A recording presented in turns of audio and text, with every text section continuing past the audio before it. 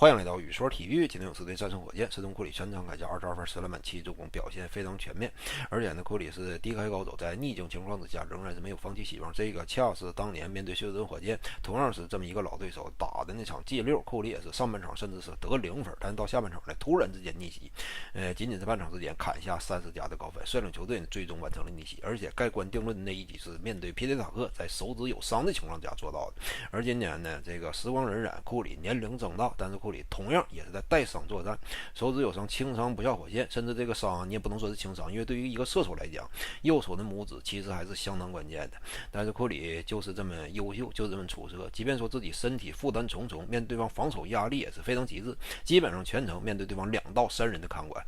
库里要么就是酷有引力，要么就是在危难关头自己站出来完成致命一击，而且篮板球全场抢了10个。我们知道这组系列赛勇士队最吃亏就在于篮板这方面，作为球队的老大，你是责无旁贷的，而库里永远都是冲到第一线，篮板球抢10个。你可以看库里，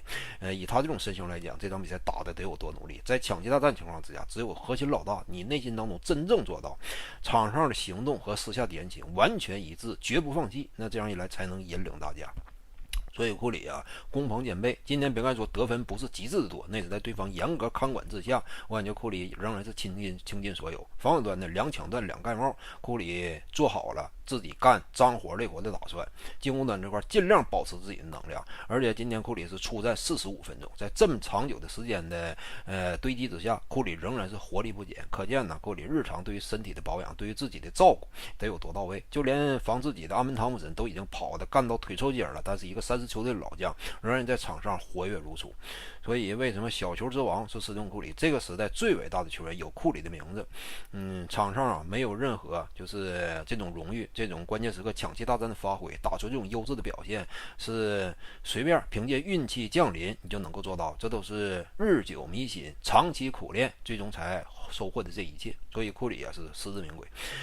今天这场除了库里以外，巴迪希尔德这是让我们见识到了新水花兄弟的威力。库里为巴迪希尔德创造了无数优质的进攻条件，而巴迪希尔德呢没有将这些条件一一浪费。每一次回合都是完美把握，全场下来11次出手，干进9记3分。这就是巴蒂希尔德作为之前5年在联赛当中3分线以外产量之王，甚至压盖斯通库里，这绝非浪得虚名。巴蒂希尔德有这个能力，而且希尔德他在收获科尔长期的信任之后呢，总算是回报给球队一个大大的回馈。所以今年呢，以几百万的年薪签约巴蒂希尔德，这也是如今勇士队能够得以逆境反弹的一大关键。所以希尔德后续啊肯定还会被球队多加重视。吉米巴特勒呢，则是一如既往的稳定，今年是20分8篮板7助攻，表现仍然是那么高效那么全面，这也是这组系列赛巴特勒发挥的一个缩影。从来都是各种数据表单填满，看起来巴特勒好像说啊，他永远都在默默的做一些工作，好像说没有那么显眼，但是巴特勒能力呢就体现在这儿，你好像不知道巴特勒到底哪儿强，但他就是这么强。当然巴特勒每打到关键时刻，无论是中距离开火还是3分远射，都是有入深度的。巴特勒他越是逆境情况之下，他呈现出来的大心脏素养，不得不讲啊，跟库里是一个档次的，这就是季后赛超巨。而且巴特勒呢失误很少，在场上盘活全队或者说个人进攻，基本上在他手上不会浪费球权。所以今天勇士队啊，就是靠着全员使劲，靠着核心明星他们有力的带动，以及防守端 DPOY 德拉蒙德格林防守端一柱擎天或者说一夫当关的发挥，在他的限制和干扰之下，申京其实在非垃圾时间之前出手数和得分2项已经倒挂了。我记得当时他得分也就是14分，但出手数干到了17、8次还是16、7次。这是格林防守的作用。最后打的申京面对格林的情况之下，基本已经不敢攻了，甚至在格林的连番消耗之下，申京已经是疲惫不堪。比赛还剩3到4分钟左右，申京就已经跑毁了。一个进攻打不进之后，他甚至都已经懒到回防，已经迈不开腿了。所以事实证明呢，你纯粹的靠田径，靠这样一种原始人的打法，靠这样一种刀耕火种式的篮球文明，你是无法战胜航空母舰远距离超视距的射程。再结合呢，就一支球队完美的传切体系的运用，符合这个时代要求的这种团队之间的配合。最终还是篮球技术为先，技术才是任何一支球队战力的基础，甚至决定了你的上限。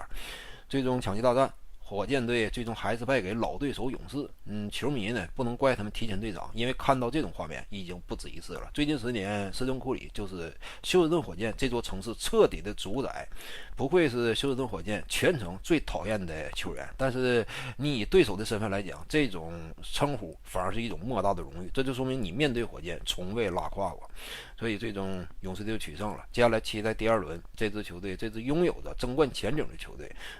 第2轮比赛精彩大战的上演。